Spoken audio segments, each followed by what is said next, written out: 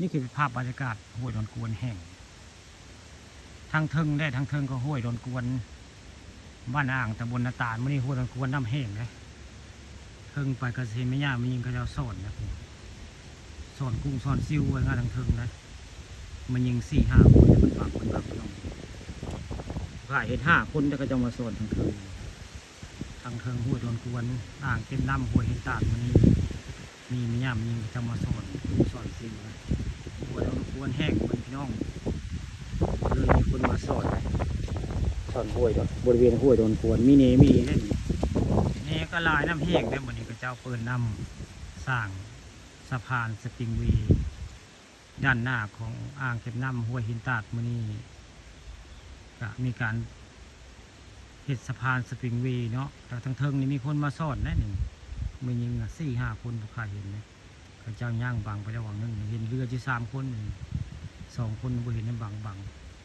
นี่คือภาพเหตุการณ์เขาเจ้าสอนกุ้งสอนซิวอยู่บริเวณห้วยดอนกวนบ้านนาอ่างตำบลนาตาลมาบริเวณห้วยดอนกวนบ้านห้าและผู้ค้ามาเลาะเบิ่งน้ำแห้งซ้ำใดเนาะว่าน้ำแห้งกับซีมาตึงเหจะได้ผู้ค้าซีมาเลาะตึงเหมันนั่นก็มาได้มากับลูกสาวเลยมาตึงเหอยู่บริเวณห้วยดอนกวนแต่น้ำบัวแห้งปานใดได้มื้อนี้น้ำแห้งเนี่ยนี่คือเป็นภาพบรรยากาศห้วยดอนกวนน้ำแห้งนะเดียบทางเทิงกับสิเห็นนั่นทุ่งมันย่ามันยิงสดเจ้ามาสอนทางเทิงจักไทบ้านใดเนาะจักไทนาตาในไทนาอ่างได้สงสัยนี่คือเป็นภาพบรรยากาศห้วยดอนกวนน้ำแห้งมีคนมาสอนมื้อนี้ค่าปลาตะคำผสมกันคิดว่าสิมาตึงเหอยู่ได้อื่นนี่ไปสายสิมาตึงเหอยู่พี่น้องบรรยากาศคักน้ำตื้นนี่จะคือนี่แม่นมาตึงเหมาบ้านนั้น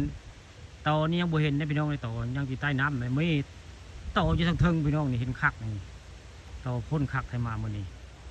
น้ำแห้งคักเลยนี่ก็คือห้วยดอนกวนบ้านอ่างตำบลนาตาลเด้ค่ะสิมาตึกเหมาเมื่อใหม่สิมาตึกเหอยู่ห้วยดอนกวนนี่ละนี่